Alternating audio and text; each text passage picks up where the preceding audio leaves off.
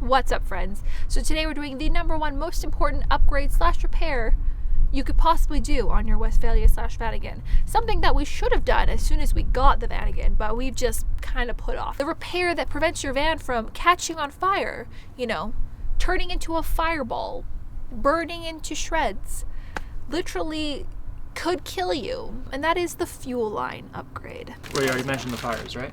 Okay, so this is the kit we got from Go Westy, not sponsored, we just bought it ourselves.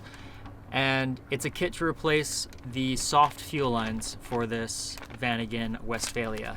And it comes with fuel line, all the connectors you need, and seals for the fuel injectors as well. And the reason why you want to do this is because after 30 years, fuel lines start to break down, they get brittle, they start cracking, and then they leak fuel onto a hot engine and creates a big fireball.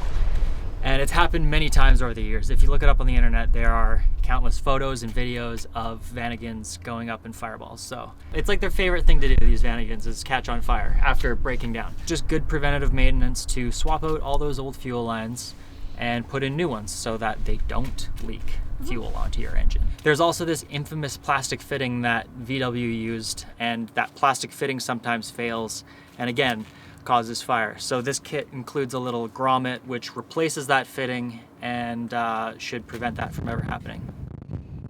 Fingers crossed. Because nobody wants that. No one wants that. Also, like, if you don't feel comfortable doing it yourself, like, you can also take it to a mechanic and they would be able to do that for you too. So along with the fuel lines, there's several other little projects that we want to tackle on the Westy. One of the first things we did when we got our Westy was do a huge deep clean. Like, we scrubbed everything down. We took out all of the curtains and we washed them. So the van's going to be in pretty good shape for a while now. It's spick and span. It doesn't smell at all, which is awesome. But one of the things that you kind of need to do, like, regularly is clean out the water tank. Now, even though we don't use the water in our water tank, and that's the one that comes from our sink, to drink, like, we don't use it as a potable water, we do use it to brush our teeth, and we do use it for cooking. I like to use a mixture of baking soda and then vinegar. So I'm going to scrub with baking soda, and then I'm going to do a vinegar rinse throughout the whole water system. This yellow hat, I kind of look like I'm heading into a mine. I look like I'm going mining. 50% vinegar and then 50% hot water. So I want to fill it just so I get it to the point where it starts entering in the water lines, which will go to our sink, and then I'll run that and rinse it out. Oh, the tank drained fully and now it's not primed anymore. Yeah. Cool. Cool. Alright. Yeah. Water down there. So you want to do the old suck and spit? The suck and spit? Not really. You know, I think we need to add something to our list. I think we need to put a check valve in this water line going up to the faucet. It actually is kind of a pain in the butt. Every single time we let the water line, or like the fully drain the lines. If we fully drain the lines, or if we empty the tank too much, it just gets stuck.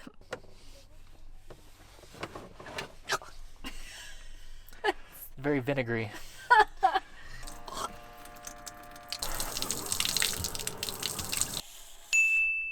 So right now I have the sliding door curtain. So this is the curtain that hangs across the sliding door to provide some privacy. However, though, we've always hated how much it just hangs awkwardly on the door.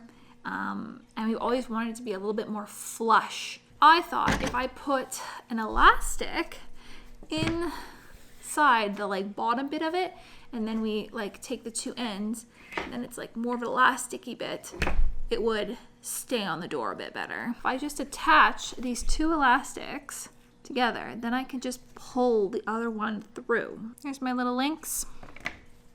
Now I'm just gonna go from the other end. We're just gonna, yes, yes, yes. I'm now gonna sew this little eyelet back on, and I don't know what I'll do with the other end, but once I get in the van, I'll figure it out. Curtains. This is more of like an aesthetics sort of repair, but a lot of the curtains are missing just the little hooks or stringers. So we just bought some extra ones, bought some extra little knobs. As you can see here, just, you know, making our van look. New hooks to to attach the curtain rod onto the stringer. I don't know. Sliders. Sliders. Nice glide. And then it just hooks in with our slightly too fat of elastic. And there you go! So much nicer. So much tighter. It's toit. Honestly, it's toit like a toiger. This is one of those things that being in the Westie is such a minor thing, but annoyed us so much. Finally. What is this? I don't know. What is that? What did you order? Don't remember what this is for. Little plastic cap to cover something up. Well, we obviously ordered it for something, so we just gotta figure out why we ordered it. I remember what it's for.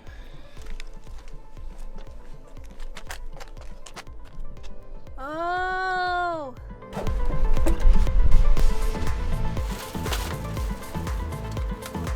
So now with our airbox out of the way, we have a lot more room. We can release the pressure in our fuel system with this little bleeder screw. And then we're gonna start by undoing and taking off the fuel injectors and the fuel rail. Now that it's off, we can replace the fuel lines for each injector and replace these little rubber seals on the injectors themselves.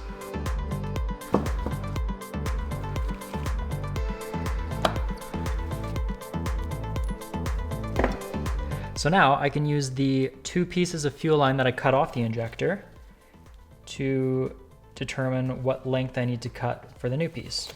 Right about there. Get the clamp on there, and then we just give it a crimp. Now this one's crimped to its little fuel line, ready to go back onto the fuel rail. So I just need to do this with the other 3 injectors, and they will be all good to go.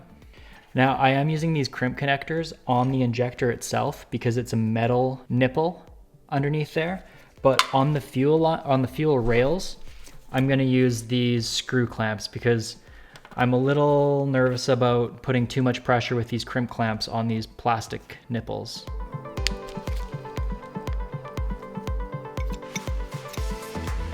Ready to go back on. All right, so now the injectors and fuel rails are back in. So now I'm gonna start replacing all of these fuel lines that run amongst the engine.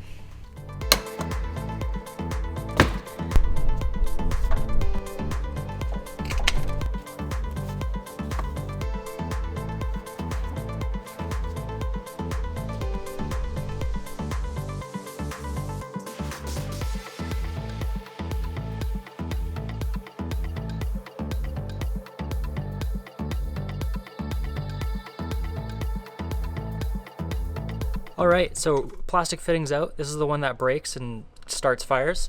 So in its place, the kit just included this rubber grommet. And so you put that grommet in the hole where this fitting used to be, and then you just run your rubber fuel line straight through that grommet to the other side, which eliminates a brittle fitting that can break and also eliminates 2 additional connections, which just aren't necessary anymore. Much better. Last thing for the fuel lines is to just replace this filter. This is a new filter I put in, and then I replace these 2 rubber hoses on either side of the filter. So new fuel lines all around. We're ready to turn the key on, which will pressure up the system, engage the pump, check for leaks, and then we can start it up. So I'm on fire extinguisher duty. I've never used a fire extinguisher before. What happened? Just pull the pin. Oh, shit. And squeeze. Okay. So you're gonna wanna put the camera down. Yeah, okay. We're gonna have to put this down because I'm on fire extinguisher duty. Nothing's gonna happen. It's just a precaution.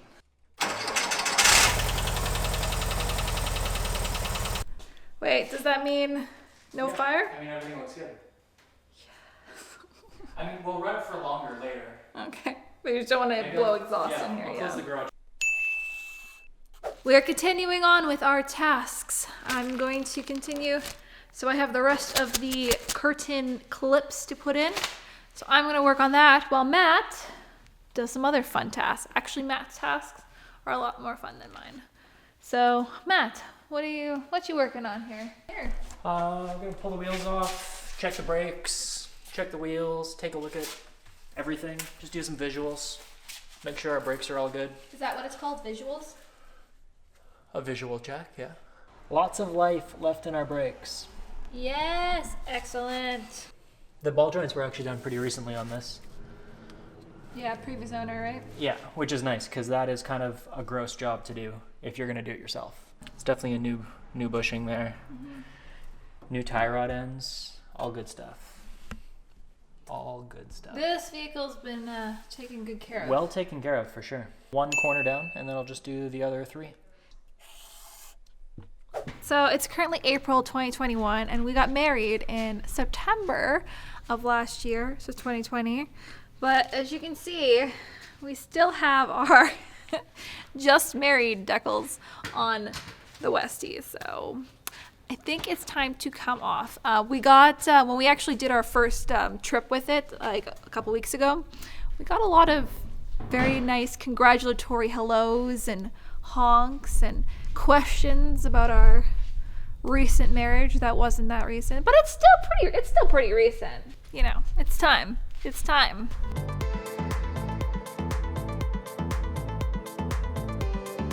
Well, we're no longer officially just married, but we are still living happily ever after. Although I will actually remove that as well. Got most of it done. Everything except for the lift struts for the rear hatch, which we're still waiting on parts, so we couldn't do that. Mm-hmm. But that's all right. We got all the important stuff done. The fuel lines was the biggest thing, the most important thing. Then just giving it a general once over, checking the brakes. But I think our next big project is going to be the solar power install. Yeah, we actually have the solar stuff. We just need to install it. Mm-hmm. If you enjoyed this video, give it a thumbs up. Hit that subscribe for more Westfalia videos, either here or on the road. And we'll see you again soon.